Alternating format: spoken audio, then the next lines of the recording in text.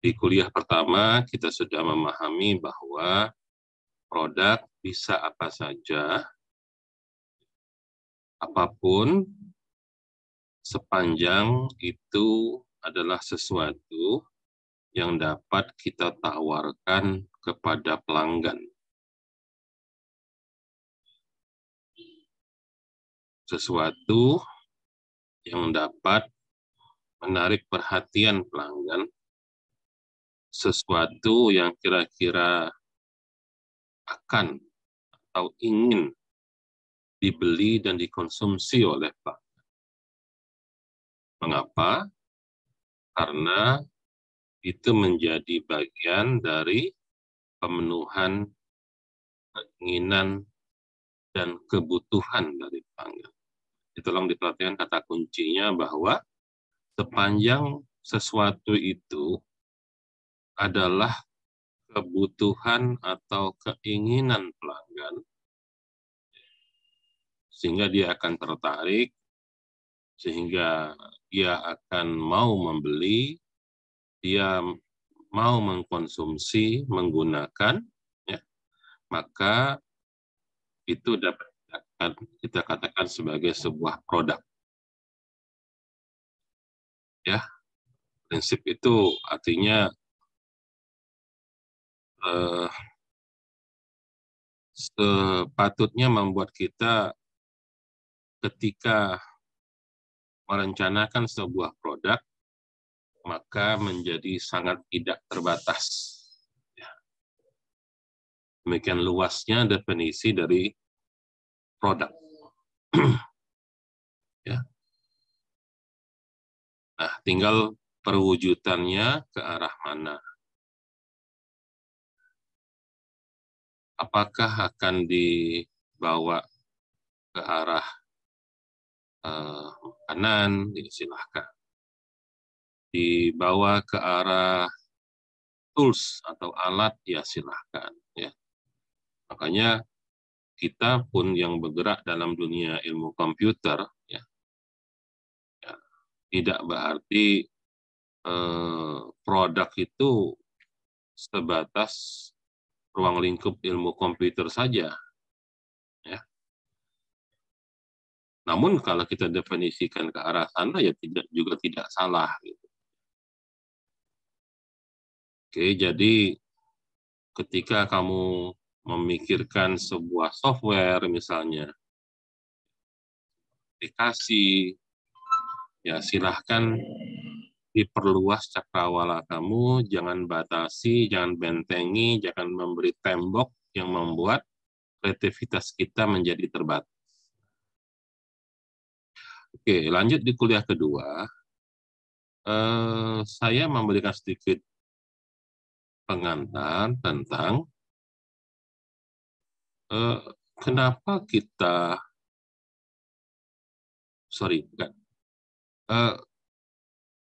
bagaimana cara kita, ya bagaimana cara kita untuk tidak membatasi diri, ya, tidak terkotak-kotak, tidak sempit pola pemikiran kita ketika kita memikirkan sebuah produk. Nah, solusinya adalah kita harus mampu berinovasi, merubah cara berpikir kita. Ya. Kita lihat di pertemuan kedua ketika kita menonton sebuah video kartun tentang hewan biri-biri, kambing, ya. Kalau kita hanya membatasi diri bahwa kambing sebagai sebuah objek makanan, maka begitu melihat kambing atau biri-biri yang kebayang, kita akan langsung menyembelihnya terus memakan dagingnya. Ya, itu adalah sesuatu yang wajar karena dalam konteks cerita kartun itu hewan biri-biri itu adalah objek perburuan. Ya, tapi dalam film kartun itu juga ditunjukkan bagaimana cara berpikir yang berbeda, ya, melihat dari perspektif yang berbeda, Kalau kambingnya atau biri-birinya disembelih habis selesai, tapi kalau dia dipelihara, yang diambil adalah kita mencukur bulunya, maka bulu biri-biri itu bisa jadi pakaian. Ya. Sehingga nggak cuma dilihat dari sisi makan saja, tapi ternyata bisa dijadikan pakaian. Dalam film itu juga, ya, masih dengan contoh biri-biri yang sama, ya, bagaimana orang di daerah yang panas terik matahari, di daerah gurun pasir, padang pasir, ya, kalau memakai baju yang kurang bagus bahannya, menimbulkan bau badan. Ya, bagaimana caranya berpikir untuk membuat bahan pakaian yang jauh lebih baik, yang tidak menyerap keringat, atau justru menyerap keringat, akhirnya jadi tidak bau badan gitu. Ya, saya nggak tahu mengerti itu sebenarnya. Tapi intinya bahwa di situ digunakan bahan wool untuk menghasilkan bahan pakaian yang tidak menyebabkan bau badan.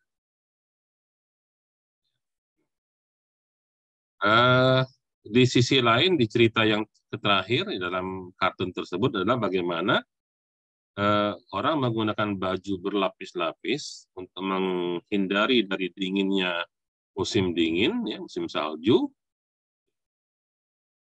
dengan cara memakai baju berlapis-lapis. Tapi ada yang berpikir bagaimana caranya tidak perlu terlalu tebal, tapi tetap hangat. Ya, tidak perlu terlalu tebal, tapi tetap hangat. Itu jadinya baju dari bahan wool. Dia tidak terlalu tebal sampai harus berlapis-lapis, namun hangat dipakai, sehingga mudah digunakan. Jadi itulah di kuliah kedua kita mempelajari tentang pentingnya inovasi. Jadi kata kuncinya inovasi itu adalah mencoba melihat dari perspektif yang berbeda. Ya, kalau bahasa kerennya sering disebut dengan thinking out of the box. Ya, jadi coba lihat dari cara yang berbeda. Jangan itu lagi gitu ya. Nah, itu juga sudah saya ceritakan tentang inovasi itu mungkin dengan contoh kehidupan yang nyata kita di Sumatera Selatan, di Palembang, ya bagaimana munculnya varian-varian dari pempek misalnya. Mungkin kalau dulu-dulu orang cuma tahu ada pempek banjir, pempek telur. Sekarang sudah mulai ya, macam-macam, ya, selain banjir, pempek telur, pempek keriting, ada pempek daan, ada pempek tahu, ada pempek pistel, ya, macam-macam itu. Bahkan orang mencoba mengganti ikan dengan udang sehingga muncullah pempek udang. Ya, jadi inovasi itu akan melahirkan new product. Ya, tapi kata kuncinya adalah mencoba berpikir dari sudut pandang yang berbeda, dari cara berpikir yang berbeda, dari perspektif yang berbeda. Ya, makanya orang sering mengatakan banyak-banyaklah berjalan melihat dunia supaya cakrawala kita lebih luas. Maksudnya adalah ya mungkin benda yang sama, barang yang sama, atau kejadian yang sama itu dipahami dengan cara yang berbeda di tempat lain. Kita tidak monoton jadinya. Ya. Jadi kata kuncinya adalah pentingnya berinovasi. Ya. Oke, itu di kuliah kedua. Di kuliah ketiga, saya masuk ke bagian pengantar dari awal buku yang kita gunakan, bukunya Crawford, ya, tentang betapa pentingnya new product atau produk baru itu, ya, disambung dengan budaya inovasi yang sebetulnya sudah saya singgung di kuliah kedua juga. Ya, Kemudian apa itu new product juga kita sempat bahas di kuliah ketiga itu, yaitu tidak selalu yang namanya new product hanya new saja, ya. New saja tuh karena definisi yang paling pertama dalam new product adalah dalam buku ini disebut sebagai new to the world product. Jadi barang yang betul-betul baru sama sekali, baru ada di dunia gitu. Jadi sifatnya penemuan atau invensi. Tapi kalau kita ingin berkreasi menghasilkan new product yang masuk kategori new to the world product, maka zaman sekarang apalagi yang belum ditemukan, ya. Sehingga what is new product itu selain new to the world product, ya, barang yang betul-betul baru hadir datang ke dunia ini, baru ada dijadikan penemuan, juga bisa istilahnya adalah new to the firm product. Sesuatu yang baru untuk kita, tapi di tempat lain barangkali sudah biasa. Makanya kalau ada kesempatan jalan-jalan ke luar negeri, misalnya, jangan konsumtif. Oke, saya ke Singapura, saya ke Hong Kong, ya, belanja barang, habis uang, pulang, ya bawa di barang terus habis, selesai gitu aja. Tapi coba pikirkan, barangkali ada barang di Singapura, ada barang di Hong Kong yang sudah barang biasa di sana, ya, barang biasa, tapi belum pernah ada di kampung kita atau di tempat kita gitu. Sehingga itu menjadi satu yang barang baru yang mungkin layak untuk dijual, punya nilai ekonomis barangkali, atau untuk diproduksi. Jadi kita contoh misalnya, ya, itu budaya seperti itu yang banyak dilakukan oleh Cina. Ya. Maka Cina itu terkenal dengan barang-barang duplikat, ya, barang-barang imitasi. Sebenarnya tidak salah. Ya. Penemuan di Amerika, ada barang baru di Amerika, iPhone misalnya, ya, muncul di Amerika iPhone, di Cina belum ada, tapi tidak lama kemudian muncul di Cina. Ya. Jadi budaya inovasi, what is new product, ya. New product juga tidak mesti barang baru, ya, bahwa kita hanya sekedar mengupgrade sedikit dari proses produksi barang kita. Misalnya kita punya toko roti, tadinya bikin roti tawar, ya bikin roti tetap sama, bikin roti juga, tapi tadinya roti tawar, sekarang tambahin ada proses mencampurkan coklat, sehingga jadilah roti.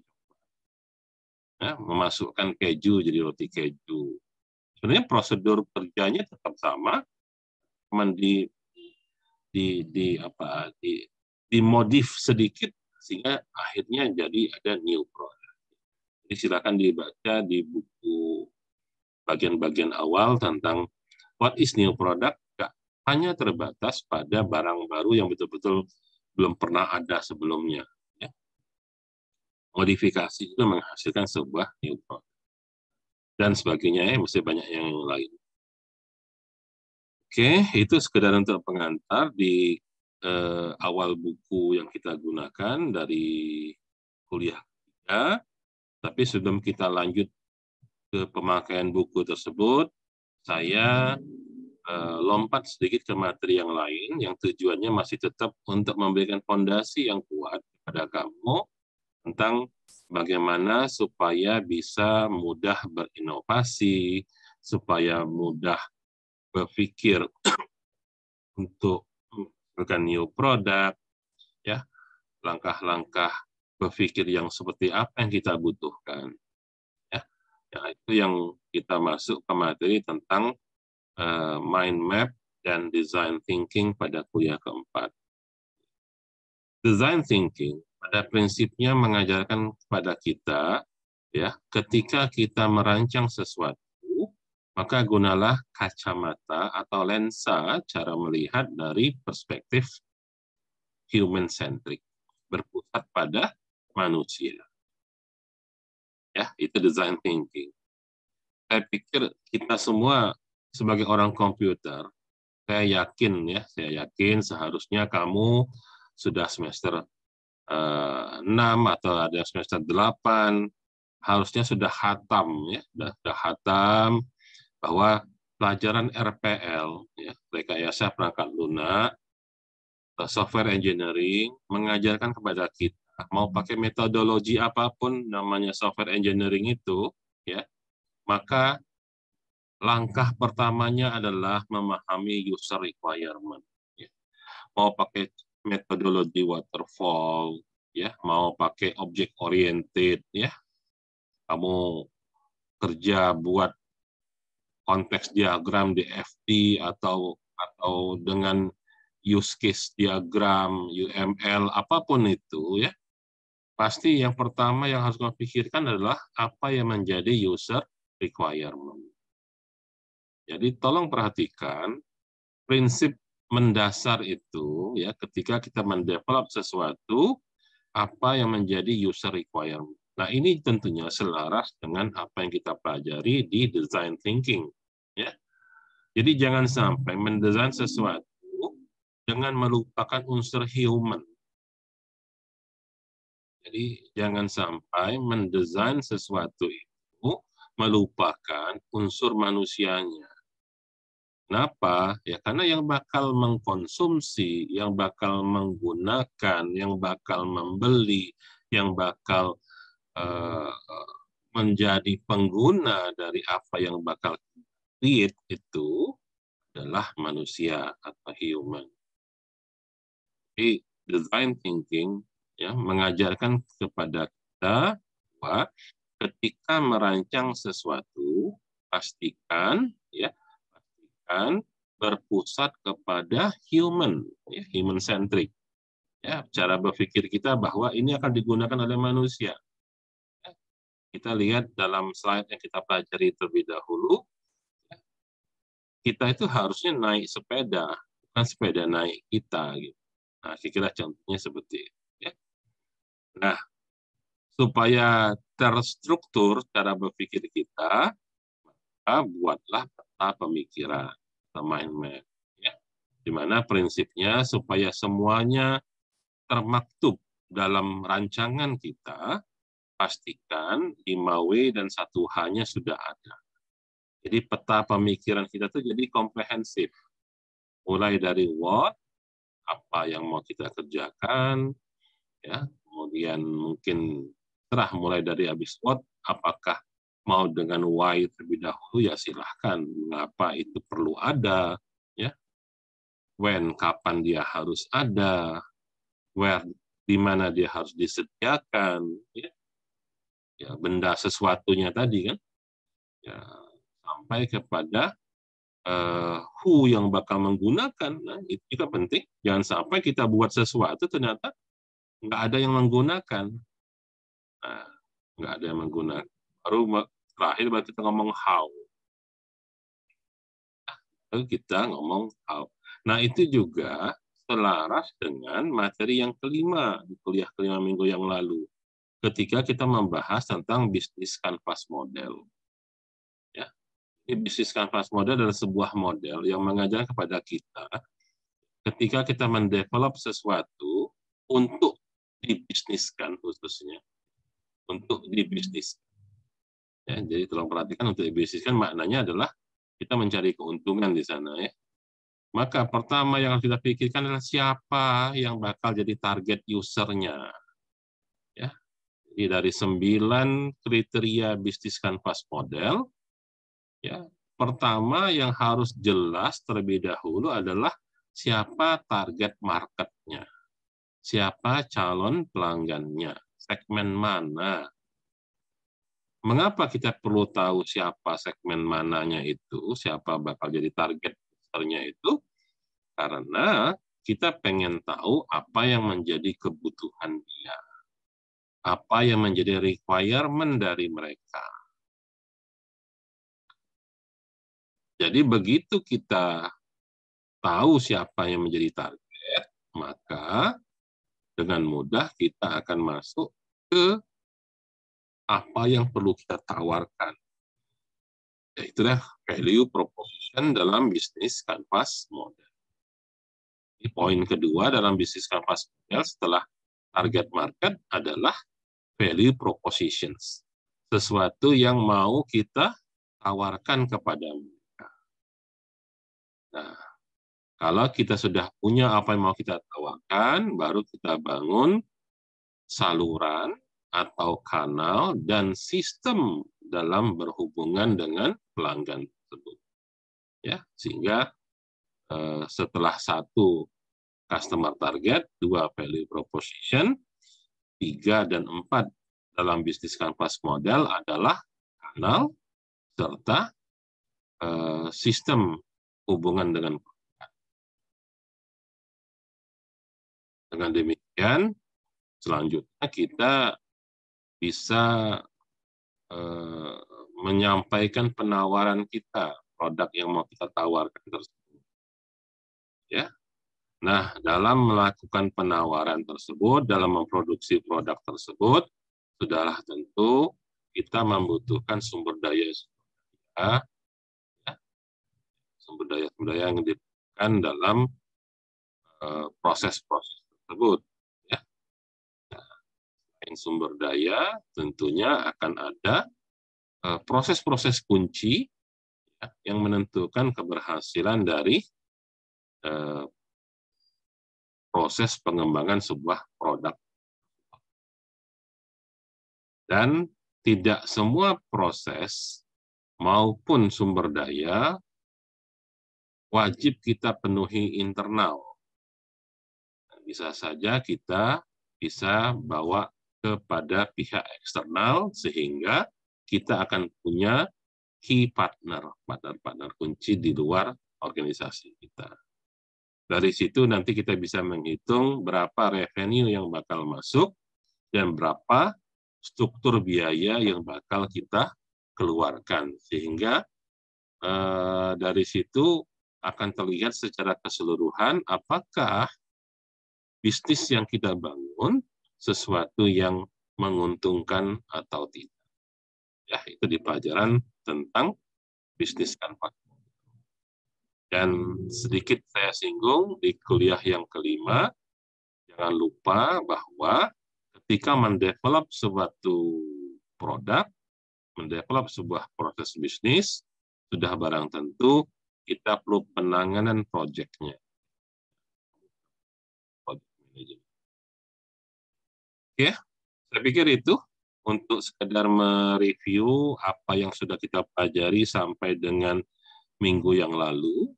Dan hari ini kita coba masuk ke materi selanjutnya dari buku. Ya. Dari buku kita masuk ke bab 2. Ya. Satunya sudah kita di tentang new itu. Sekarang kita masuk ke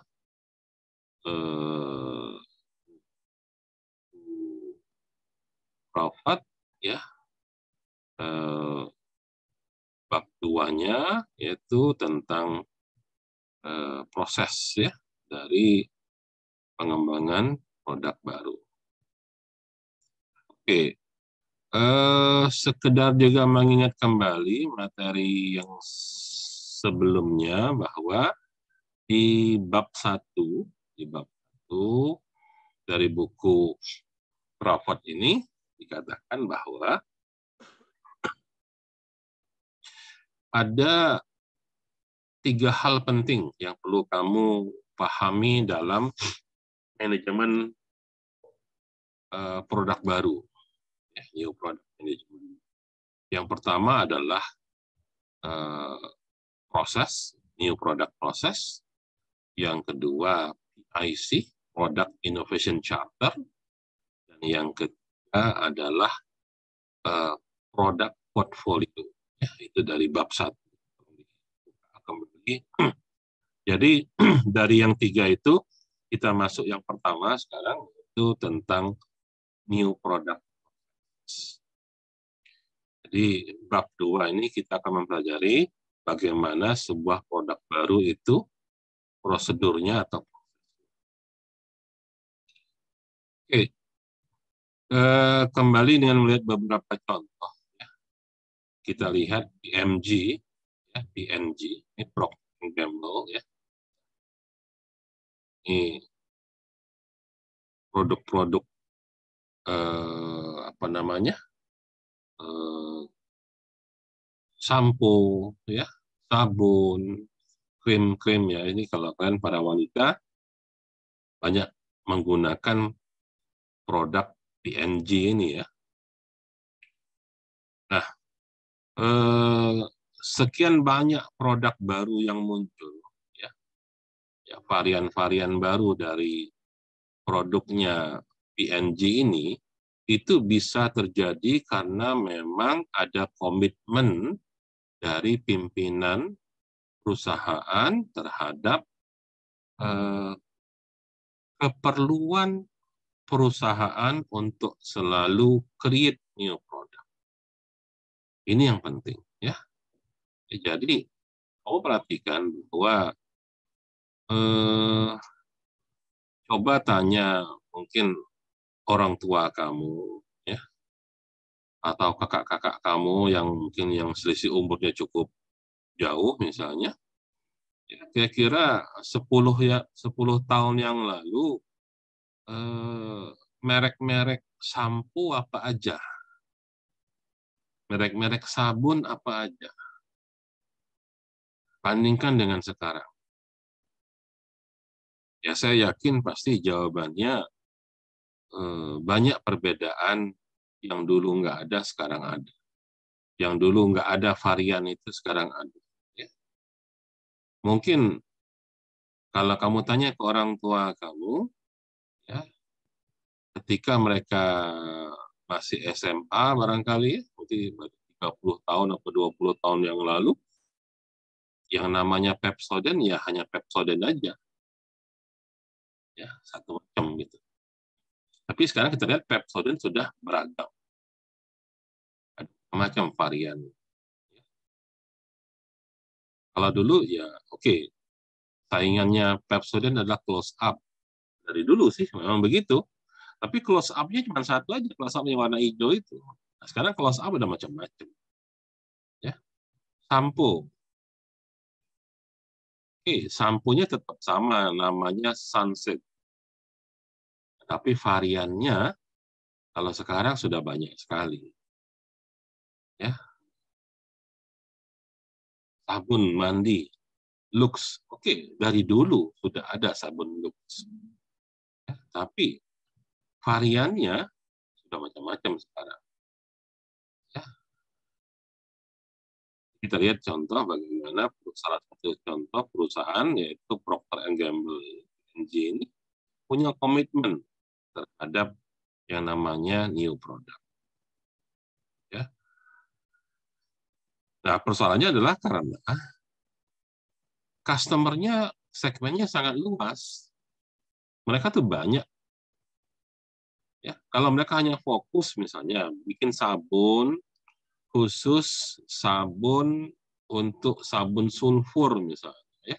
Itu sabun untuk orang yang kapan apalah misalnya katakanlah sabun hanya untuk orang yang muka jerawatan misalnya. Ya sudah gitu loh. Nggak banyak pilihan yang lain karena memang kebutuhannya cuma itu. Tapi kalau kita lihat sekarang sampo, ya, ada sampo yang biasa yang umum, terus tiba-tiba ada yang mengklaim dia sampo yang khusus untuk orang pakai jilbab. Karena katanya rambut yang tertutup itu penanganannya tidak sama dengan yang lepas terbuka misalnya.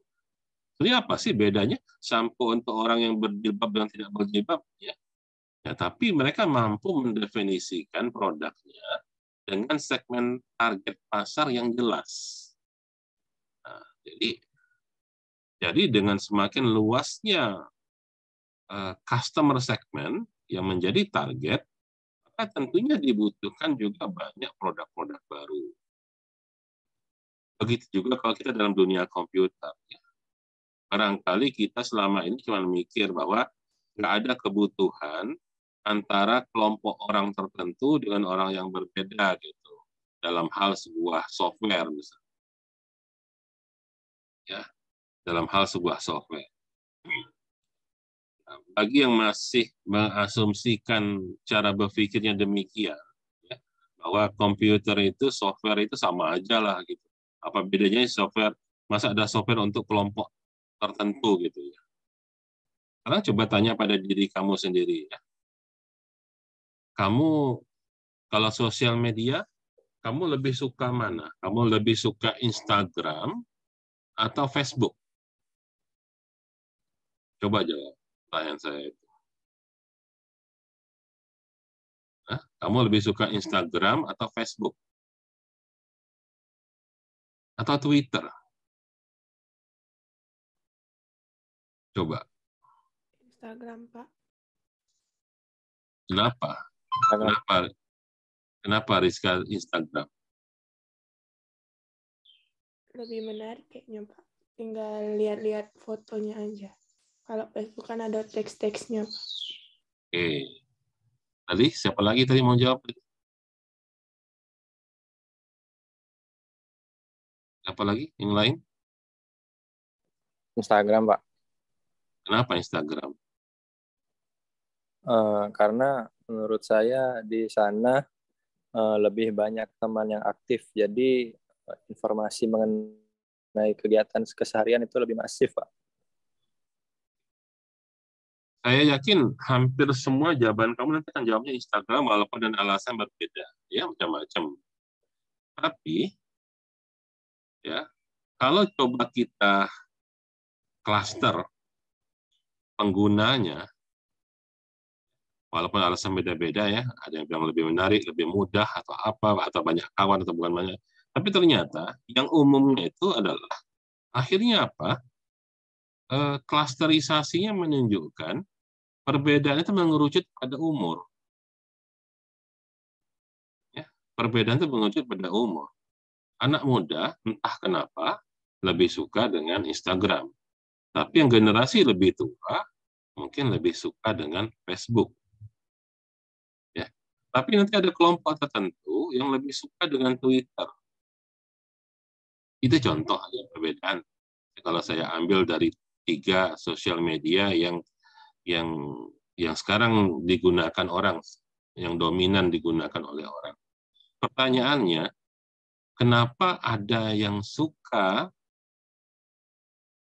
Instagram, kenapa ada yang Twitter, ada yang Facebook? Artinya apa? Tidak semua software itu disukai oleh semua orang. Kira-kira begitu. Ya. Jadi mereka akan punya kepentingannya masing-masing. Pertanyaannya adalah, mampukah kita sebagai developer ya menangkap kebutuhan itu? Dalam operating system misalnya, ya ada yang umum, kita semua barangkali pada umumnya menggunakan Microsoft. Kenyataannya Microsoft menguasai pasar operating system. Tapi realitanya juga ada pengguna Linux yang nggak suka atau anti banget dengan Microsoft, misalnya Windows. Mereka nggak anti banget. Pokoknya mereka maunya serba Linux, misalnya. Apa bedanya? Kenapa ada yang suka, ada yang nggak suka? Ya. Kenapa ada yang suka dengan Android? Kenapa yang tergila-gila pada iOS? Ya. Jadi kemampuan untuk dapat mengenali kebutuhan pelanggan, ya, itu akan membuat kita mampu berpikir bahwa selagi ada target marketnya, ya, selagi masih ada target marketnya, maka terbuka luas untuk menghasilkan produk yang dapat memenuhi kebutuhan target market tersebut. Di sini yang penting saya garis bawahi ya. Makanya baik dari definisi produk yang saya sudah evaluasi dari awal di kuliah pertama tadi, sampai kepada pelajaran kita tentang bisnis kanvas model yang minggu yang lalu, semuanya berangkat dari kebutuhan pelanggan. Semuanya berangkat dari siapa yang menjadi target market, siapa menjadi segmen pasarnya gitu. Ya. Tugas produk adalah memenuhi kebutuhan atau keperluan daripada pelanggan yang menjadi target tersebut. Jadi sekali lagi ketika kalian mendevelop sebuah aplikasi, ya, tentunya jangan juga lupa, ini paling penting, bahwa siapa yang bakal jadi user dari software tersebut. Dalam beberapa kali kesempatan saya menjadi juri dalam lomba business case model, ya, seringkali para peserta itu tidak mampu meyakinkan saya sebagai juri untuk mengatakan bahwa apa yang mereka buat, apa yang mereka tawarkan adalah sebuah kebutuhan pelanggan. Itu kelemahan utama. Jadi seringkali para developer itu berkreasi, oke, bagus kreasinya, tapi dari kebutuhan mereka, bukan dari kebutuhan pelanggan.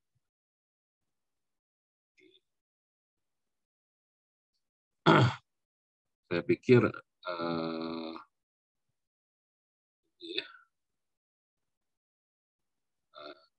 oke. Selain proses, ya, nanti kita akan bahas lebih detail tentang proses. Di sini menyinggung tentang PIC, ya, Product Innovation Charter.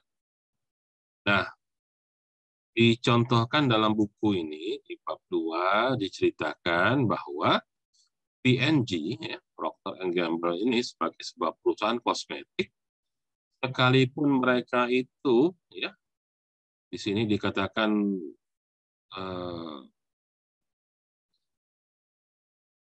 mereka selalu punya komitmen terhadap new product dan mereka dikatakan unfocused product inisiatif, maksudnya adalah mereka tidak terfokus pada produk tertentu saja. Jadi mereka memang membuka diri untuk seluas-luasnya kepada produk apapun. Ya. Kenapa? Karena mereka punya customer segmen yang sangat luas. Ya. Nah, namun sekalipun mereka membebaskan sebebas-bebasnya para pegawai mereka berkreasi untuk menghasilkan new product, ya, namun mereka tetap punya namanya PIC, ya, Product Innovation Charter. Apa itu PIC? Jadi ketika kita mendevelop sebuah new product, mencari inisiasi untuk menghasilkan inovasi baru,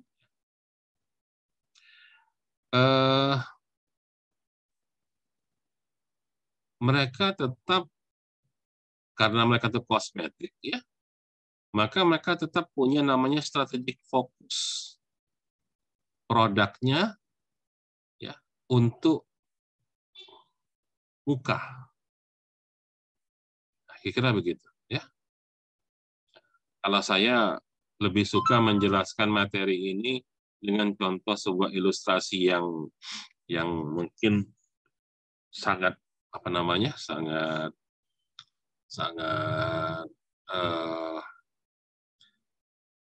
vulgar gitu, ya, sangat vulgar supaya mudah dipahami. Kira-kira begini ilustrasinya. Sekalipun kita bilang silahkan bebaskan inovasi Anda, bebaskan cara berpikir Anda seluas-luasnya, sebebas-bebasnya, namun tetap ada panduan. Panduan itu yang disebut dengan PIC, Product Innovation Chart. Ya. Misal begini, Anda punya toko roti. Anda punya toko roti. Jadi, silahkan berkreasi untuk memajukan bisnis toko Anda. Tapi ini toko roti. Ya. Nah, bebas berinovasi bukan berarti jadi inovasinya liar. Maksud saya liar begini. Misalkan kamu punya toko roti, terus tiba-tiba ada pegawai yang ngasih ide, Pak, untuk memajukan toko, bagaimana kalau kita jualan terali besi untuk pintu dan jendela, karena zaman sekarang lagi banyak maling, karena banyak orang butuh untuk membeli teralis pintu dan jendela. Gitu. Barangkali memang benar kebutuhan pelanggan lagi banyak orang butuh membeli teralis pintu dan jendela karena lagi musim banyak orang maling misalnya. Ya. Tapi kita toko roti loh, kita ini bukan toko las gitu loh. Ya. Jadi kalaupun membebaskan karyawan, ya, membebaskan anggota tim dalam berinovasi, bukan berarti inovasi jadi liar. Kita tetap punya guidance, kita punya toko roti, kita punya visi dan misi. Nah, tentu kan masih ingat nggak kalian pelajaran manajemen strategik? Ya. Jadi kalau sebuah organisasi punya visi dan misi, sudah barang tentu ya kita tidak lepas dari visi dan misi organisasi kita. Nah, begitu juga ketika kita melakukan inovasi produk baru, inovasi yang sebebas-bebasnya silahkan, namun tidak boleh lepas dari koridornya. Nah, koridor itu disebut dengan PIC, Product Innovation Charter. Jadi semacam guideline yang mengatur bagaimana sebaiknya ketika kita berinovasi. Jadi jangan sampai kita ini toko roti, tapi inovasinya sampai merambah ke jadi toko las listrik.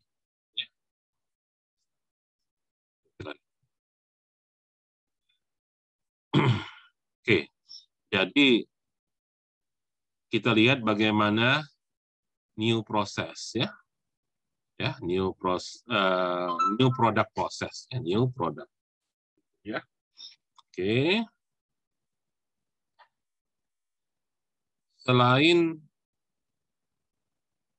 PIC, ya, jadi proses pengembangan sebuah produk baru, ya,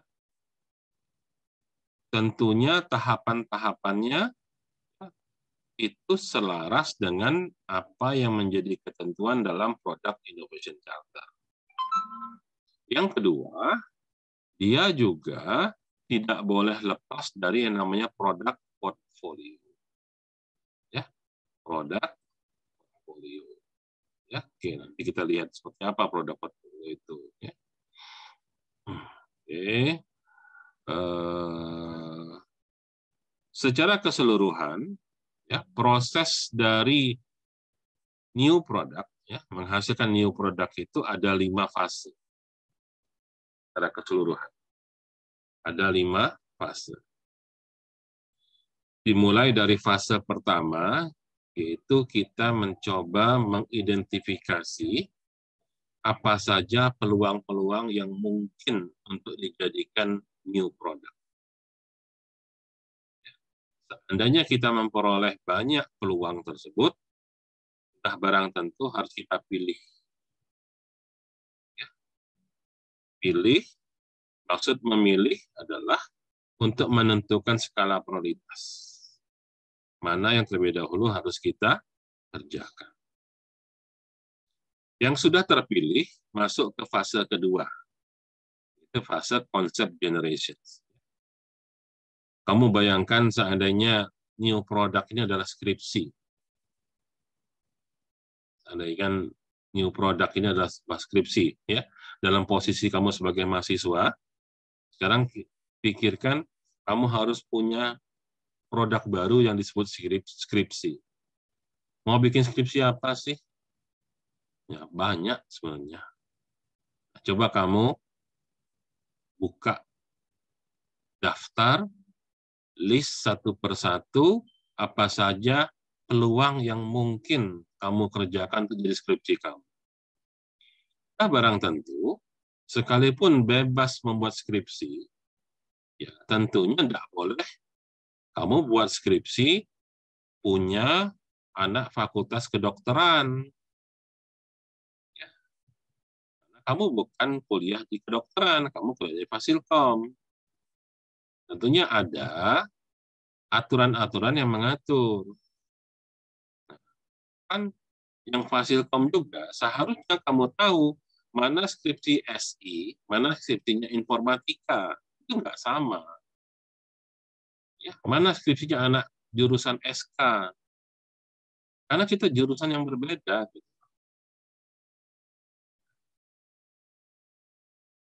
Ya, coba dibuat opportunity identification-nya apa saja. Ya. Nah, dari sekian banyak yang mungkin kamu kerjakan, tentunya harus dipilih mana yang menjadi prioritas utama. Setelah dipilih, kamu akan masuk ke fase kedua, yaitu mulai menulis proposal. Ini disebut dengan concept generation. Concept generations atau kalau skripsi berarti kita mulai menulis proposal. Apa proposal yang kamu ingin buat untuk skripsi? Tulislah.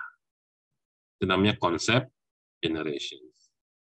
Kalau sudah jadi konsepnya, proposalnya sudah jadi, maka kita masuk ke fase ketiga, yaitu fase di mana konsep tadi atau proposal tadi akan dievaluasi. Ya, lebih kurang seperti kalau kamu masuk ke ujian SEM. Oke, kalau itu lulus, berarti boleh dikerjakan. Masuk ke fase development, boleh dikerjakan, silakan lanjut, dilaksanakan skripsinya. Di mana dalam fase development ada dua aspek yang harus kamu siapkan. Satu, technical aspeknya, kedua adalah marketing aspek. Karena sebuah produk, ya, memang yang pertama technical itu maksudnya adalah persyaratan-persyaratan atau ketentuan teknis yang dibutuhkan untuk mendevelop produk tersebut. Misalnya ya, dia butuh alat apa, bahan baku apa, dan sebagainya lah, yang sifatnya technical aspek. Tapi, dalam pengembangan sebuah produk, tidak cukup kita menyiapkan unsur teknikalnya saja. Juga harus kita siapkan unsur pemasarannya. Kenapa? Karena produk yang baru yang kita sedang develop tersebut, jika nanti selesai, ya tentunya perlu dipasarkan. Sehingga jangan sampai nanti ketika produknya jadi, kita masih belum punya persiapannya atau kelabakan dalam memasarkan produk tersebut. Ini penting dilakukan secara paralel dalam fase development, persiapan teknisnya, persiapan pemasarannya seperti apa. Dan jika selesai fase keempat, barulah masuk ke fase yang kelima atau fase terakhir, yaitu fase launching atau pemasaran. Makanya judul mata kuliahnya adalah pengembangan dan pemasaran. Ya, karena develop sebuah produk itu nggak berhenti sampai proses development-nya saja. Itu harus lanjut sampai ke tahap pemasarannya. Ya. Jadi jangan sampai kita ini cuma tukang ngabisin duit untuk membuat sesuatu, tapi tidak laku dijual. Inilah 5 fase dalam pengembangan sebuah produk baru. Sekali lagi saya ulangi, fase pertama, mengidentifikasi peluang apa saja yang mungkin untuk dijadikan produk baru, kemudian pilih salah satu, tapi pilih salah satu itu kan berarti yang tidak terpilih dibuang, tidak ya. Itu menjadi skala prioritas saja. Nanti kalau prioritas satunya sudah selesai, bisa jadi yang prioritas 2 dikerjakan juga. Ya, setelah dipilih, masuk ke concept generation, berarti kita menyiapkan seperti apa proposal dari produk baru tersebut, kemudian akan kita uji sejauh mana kesiapan kita, itu di fase ketiga. Fase keempat adalah pengembangan produknya, ya, di mana ada dua aspek teknis maupun aspek pemasaran, dan yang terakhir adalah fase kelima, yaitu launching atau pemasaran atau peluncuran produk ke pelanggan. Ya. Nah, yang perlu kita perhatikan bahwa 5 fase itu sifatnya stop and go. Ya. Stop and go. Maksudnya stop and go adalah di setiap fase akan ada evaluasi. Di setiap fase akan ada evaluasi. Jadi kalau tidak lolos evaluasi di setiap fase itu, maka tidak lanjut ke fase berikutnya.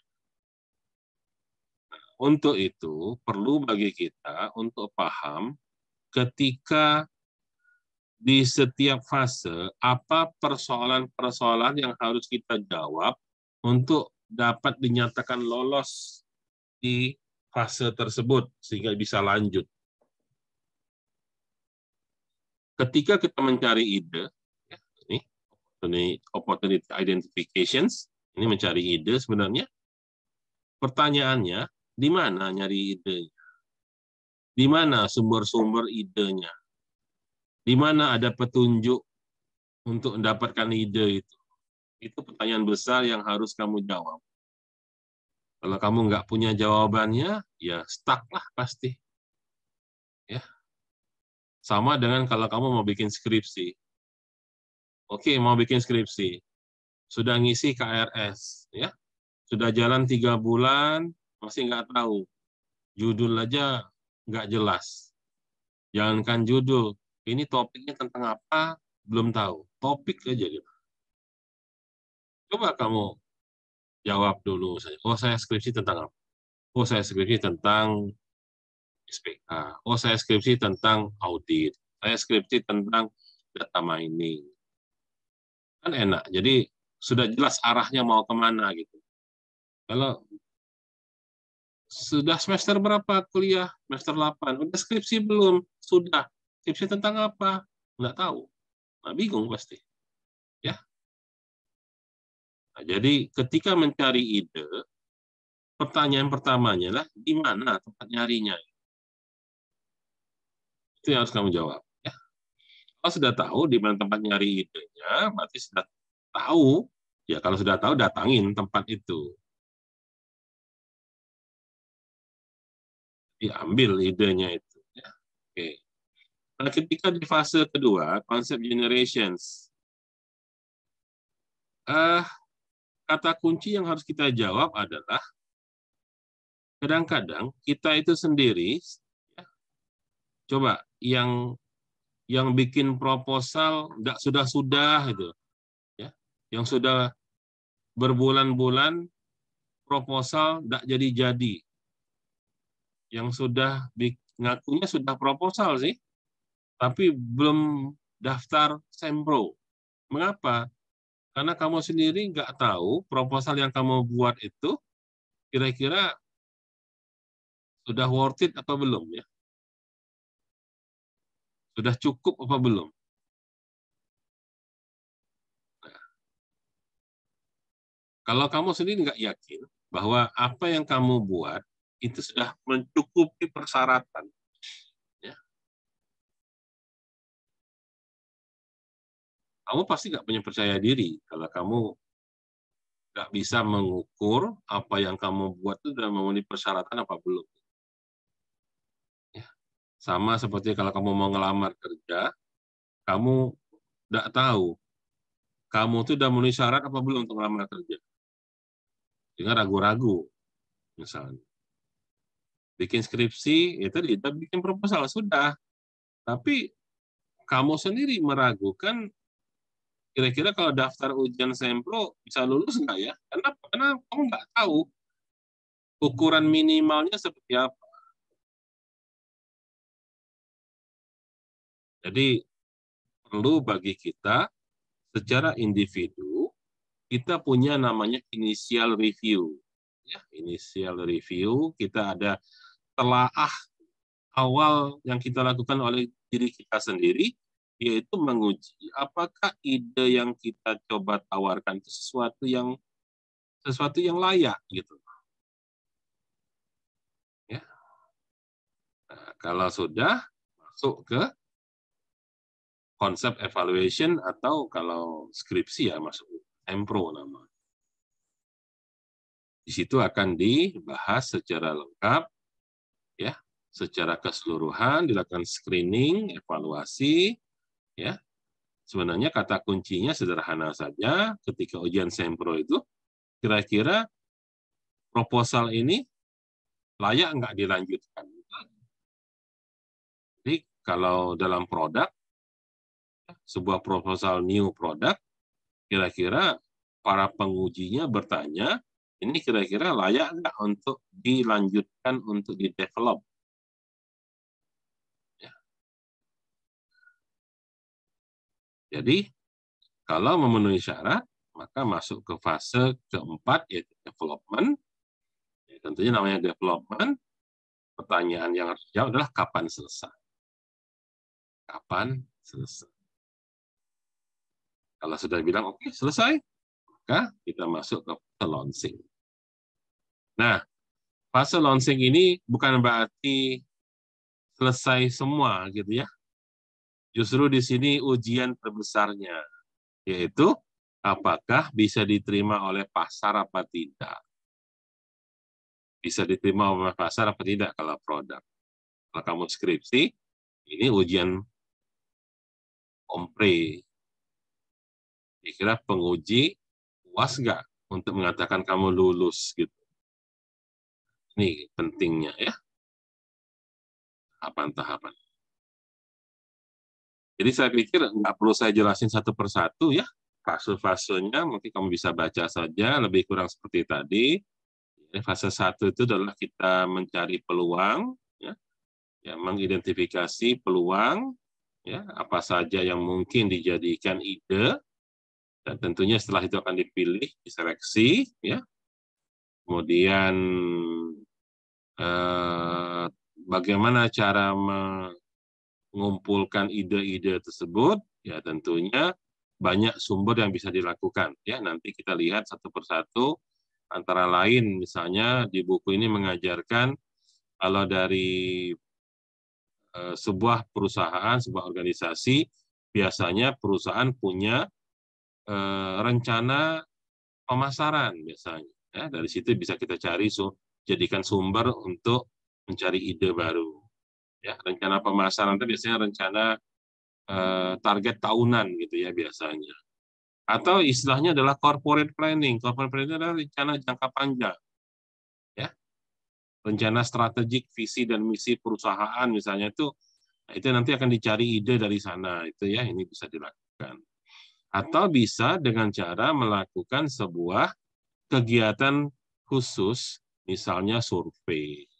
Ya, survei pelanggan ya misalnya, atau bikin kuesioner atau apa, yang intinya adalah pengen tahu kebutuhan customer misalnya ya. Ini bisa dari sumber-sumber yang belum optimal, ya, dari sumber-sumber yang resource, maksudnya sumbernya adalah resource, sumber daya dalam perusahaan yang belum optimal, ya. Misalnya kamu toko roti, kamu buka gudang kamu, lihat di gudang masih banyak apa ya? Oh, masih banyak, katakanlah keju. Terus mau diapain lah keju itu kira-kira? Ya, dimanfaatkan untuk jadi produk apa gitu. Atau kamu kedatangan sumber daya baru yang tadinya selama ini hanya resource yang itu saja, tiba-tiba kehadiran resource baru. Misal, ya, resource-nya resource manusia, SDM, sumber daya manusia, ya. Ya.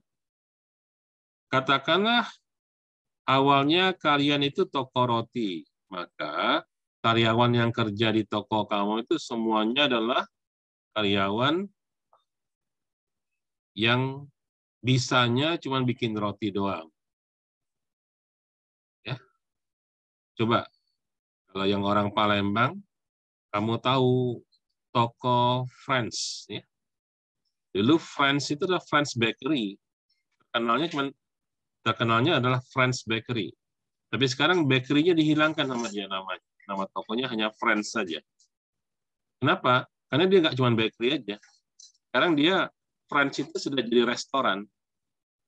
Jadi di Friends itu dia jual mie ayam, dia jual macam-macam makanan, nggak cuma roti.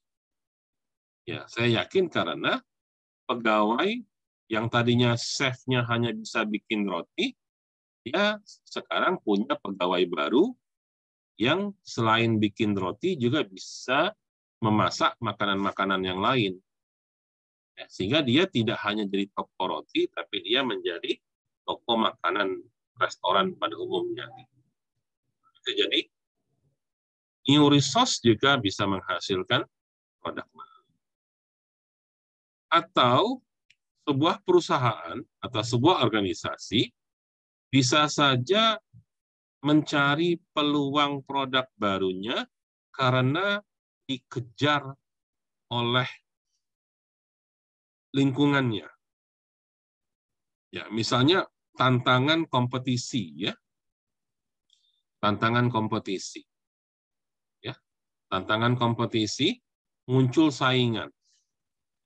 Muncul saingan atau kompetitor itu memaksa kita untuk berpikir mencari peluang baru. Itu namanya external mandat. Ya, external mandat itu adalah tuntutan, ya, mandat itu adalah tuntutan yang datang dari luar organisasi kita. Sebaliknya, yang namanya internal mandat itu adalah tuntutan yang datang dari dalam perusahaan, misalnya memang sudah menjadi target atau keputusan RUPS, misalnya, bahwa kita harus punya produk baru untuk memenangkan hati pelanggan dan sebagainya. Ya, intinya itu perintah dari internal. Ya, ini sumber-sumber yang bisa kita gunakan untuk mencari ide atau peluang dari sebuah produk baru. Ya, fase kedua adalah tadi konsep generation, adalah menyiapkan konsepnya. Nanti kita lihat setelah ini. Ya. Yang ketiga adalah menguji atau mengevaluasi konsep buat, sama saja seperti ujian Sempro. Kemudian ya di sini akan pemeriksaan secara rinci, ya. Yang kata kuncinya adalah apakah konsep ini layak untuk dilanjutkan, untuk dikerjakan, untuk di-develop. Kalau sudah masuk ke fase keempat, development, terbagi atas dua. Ada persiapan technical aspek, ada yang terakhir adalah fase launching atau peluncuran ke pasar. Inilah ujian yang sebenarnya dari sebuah produk.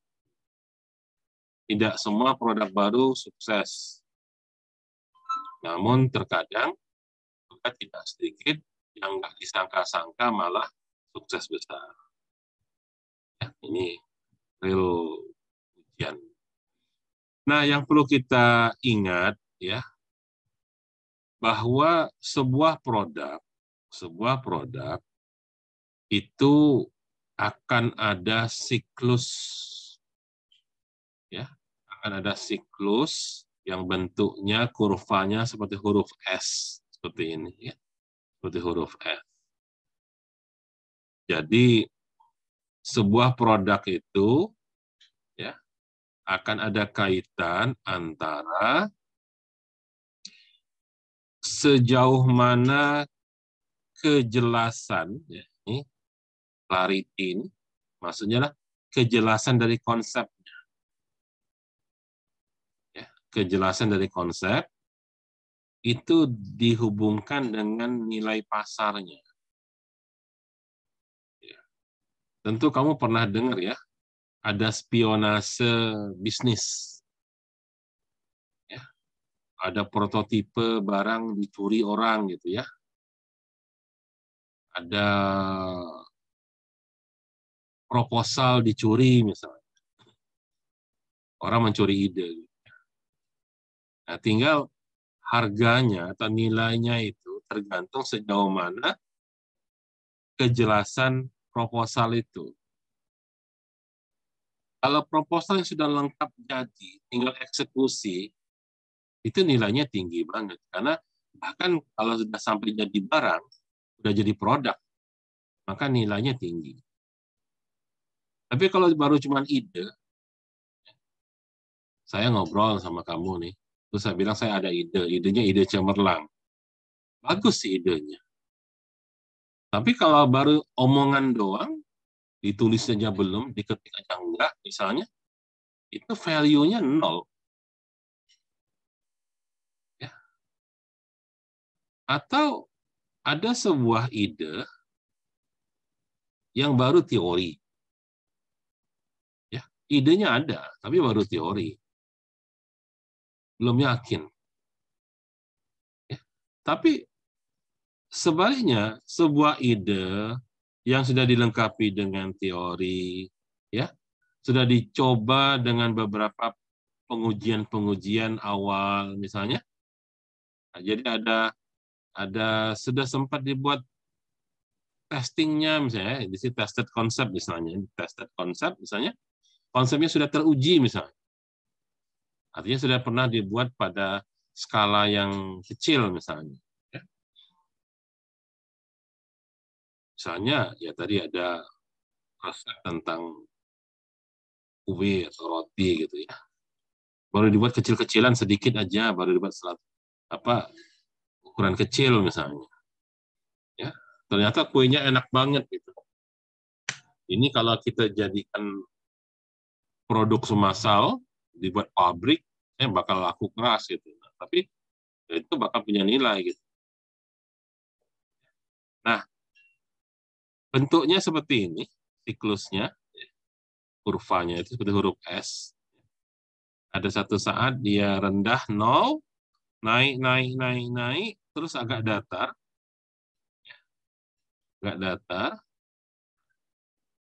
Nih, sejauh mana kamu menyusun konsep ya, menyusun proposal seperti itu. Ya. Kalau konsepnya sudah masuk kategori successful konsep yang sukses, dan itu akan siap menjadi produk yang bagus, maka dia akan punya nilai yang tinggi. Dia akan datar saja sejauh masih define konsep, protokol konsep, ya. Nah, mungkin sudah prototipe, sudah mulai akan naik nilainya. Ya, kalau sudah ada tahapan-tahapan pengerjaan, itu akan lebih tinggi lagi. Dan seterusnya, kalau sudah sampai pilot konsep, itu sudah mulai tinggi nilainya. Ya, kejelasannya juga semakin tinggi. Ya. Nah, terakhir dia sebagai sebuah konsep yang sukses jika sudah sangat jelas dan sudah barang tentu nilai pasarnya sudah sangat tinggi. Ya, itu sebab ada orang jualan konsep. Ya. Jualan konsep.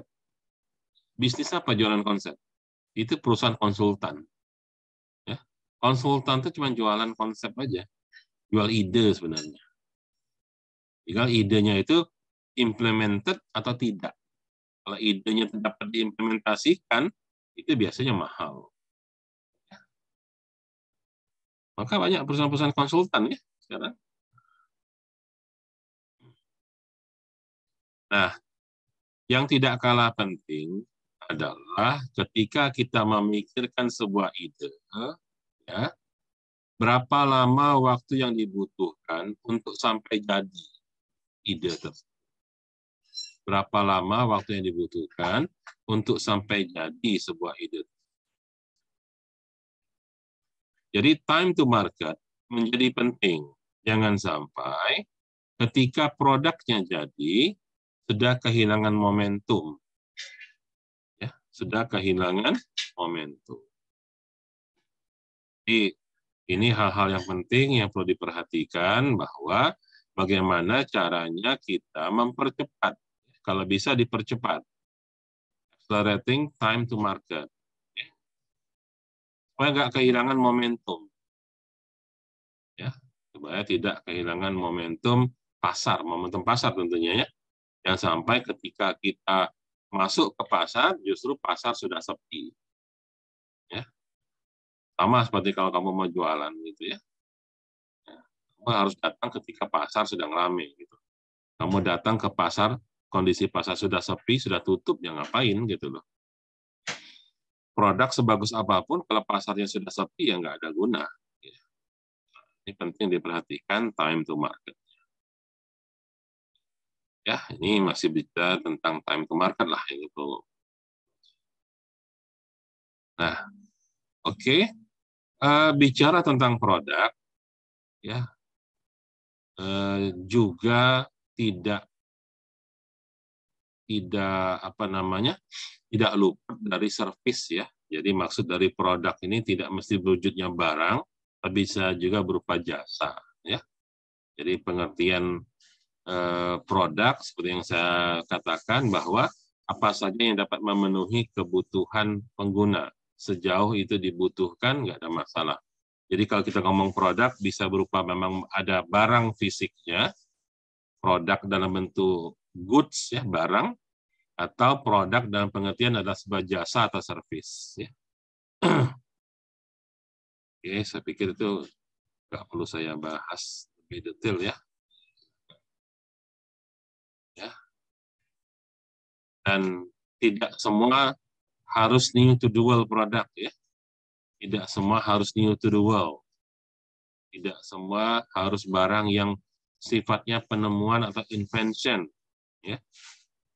Ini tidak mesti new to the world, tapi kalau memang bisa buat new to the world produk, ya bagus. Gitu. Okay. Dan jangan lupa untuk selalu melakukan breakthrough innovations. Ya. Breakthrough innovations. Oke, saya pikir itu materi kita hari ini yang perlu kita pelajari. Ya, bahwa ada 5 fase ya, dalam proses pengembangan new product. Ada 5 fase yang perlu kalian pahami. Fase pertama yaitu opportunity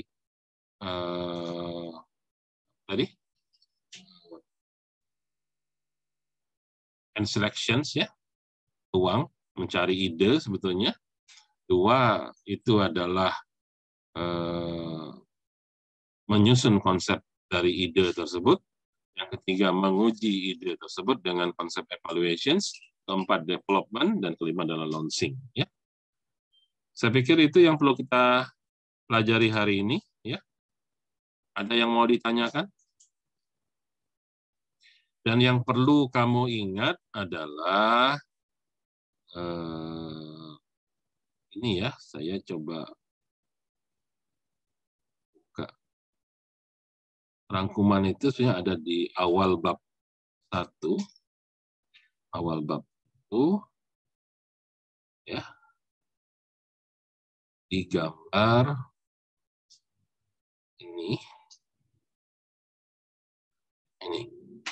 ya, ini yang perlu kamu perhatikan tadi tentang bab 1 opportunity identification and selections ya, yaitu di mana mencari sumber ide ya, tempat mencari peluang untuk menjadi ide new product ya, bisa berasal dari ongoing marketing planning, ini rencana jangka pendek perusahaan biasanya, rencana tahunan, atau yang kedua ongoing corporate planning, ini rencana jangka panjang, ya, atau memang ada special activity, special audit, ada audit pasar, atau audit sumber daya yang khusus dilakukan memang sengaja, nawaitu ini, ya, mencari tahu apa saja peluang yang mungkin. Nah, dari 3 pendekatan mencari ide tadi, bisa didalami lagi dengan 1, mengeksploitasi underutilized resource. resources. Ya. Sumber daya yang dimiliki oleh perusahaan atau organisasi yang belum optimal, yang underutilized. Apa yang belum dimaksimalkan? Ya, kalau ada karyawan yang nganggur, bagaimana dimaksimalkan? Kalau ada bahan baku yang nganggur, yang belum optimal, bagaimana dimaksimalkan? Ada anggaran, duit, yang belum maksimal digunakan, dan sebagainya. Ya. Yang kedua adalah selain mengeksploitasi sumber daya yang belum maksimal, juga bisa mengeksploitasi sumber daya baru. Ya, sumber daya baru, ada karyawan baru, bisa saja kan? Selama ini dicari karyawan dengan kriteria tertentu. Sekarang kita ganti kriterianya supaya dapat bidang keahlian baru dari karyawan kita, misalnya. Ya. Sehingga bisa menghasilkan produk baru. Kita kerja di perusahaan IT. Selama ini karyawan kita semuanya adalah keahliannya membuat web aja. Maka kita rekrut karyawan baru yang punya keahlian mobile programming. Ya, dan ya. Yang ketiga adalah merespon terhadap tuntutan eksternal. Ya. Ini, respon to external mandate. Dan yang keempat adalah respon to internal mandate. Nah, silakan dipelajari alur ini untuk memahami proses fase nomor 1, yaitu tentang opportunity identification and selection. Oke, sampai di sini ada yang mau ditanyakan? Ada pertanyaan? Siapa yang raise hand itu? Nggak ada? Oke, kalau nggak ada, kita akhiri dulu kuliahnya sampai dengan di sini. Ya, silahkan dipelajari kembali bukunya, ya, baca bukunya. Ya, untuk lebih rinci, semua penjelasan detail ada dalam buku yang sudah saya posting. Ya, silakan dibaca mulai dari bab 1 pengantar, ya, masuk ke bab 2 tentang proses development, proses dari new product itu sendiri. Ya. Yang sebelum-sebelumnya juga silakan untuk dipelajari lebih mendalam. Oke, sambil tetap dilaksanakan ya secara berkelanjutan tugas kelompoknya, ya. Jadi saya dari awal sudah saya ingatkan, jangan sampai nanti baru kelabakan di akhir, ya. Ketika waktu harus mengumpul tugas, ya, tugas itu akan menjadi tugas untuk UTS maupun UAS. Jadi ingat, ini kuliah ke-6, ya, minggu depan 7, nanti di minggu ke-8 saya akan tagih, artinya 2 minggu lagi, istilahnya itu apa ya, proposal awal yang sudah kamu buat sampai dengan sekarang gitu. Itu menjadi nilai TS. Nanti proposal lengkapnya itu menjadi nilai UAS. Ya, sejauh mana kamu bisa melengkapi idenya, saya akan jadikan nilai untuk UTS maupun UAS. Ya, jadi ingat, ini minggu ke-6 untuk kuliah kita. Berarti 2 minggu lagi saya akan nagih ide awalnya seperti apa, ya, konsep awalnya seperti apa, itu akan menjadi nilai UTS. Ya, di situ akan saya nilai bahwa ide yang kamu sampaikan itu seperti apa inovasinya, ya, ada mind maps-nya apa tidak, ya, kemudian strategic thinking-nya apakah, atau design thinking-nya apakah human-centric apa tidak, ya, seperti saya jelaskan tadi. Nah, kemudian dari mana sumber ide itu bisa kamu peroleh. itu kamu jelaskan dari mana. Itu akan menjadi nilai UTS, ya. Nah, nanti proposal lengkap sampai tuntas semuanya, itu akan menjadi nilai UAS. Ya, bisa dipahami ya. Jangan buang waktu, ya. Jangan santai-santai. Ini udah kuliah yang ke-6. Artinya waktu untuk UTS ngumpul yang pertama 2 minggu lagi. Oke, kalau nggak ada, kita akhiri. Terima kasih atas ya. Mau izin ya Pak. Ya. Pak, nanti kan kami kan mempresentasikan ya Pak dalam bentuk PPT. Nah nanti pas ngumpul di e-learning itu PPT yang dipresentasikan atau dalam bentuk laporan setengah jadi Pak?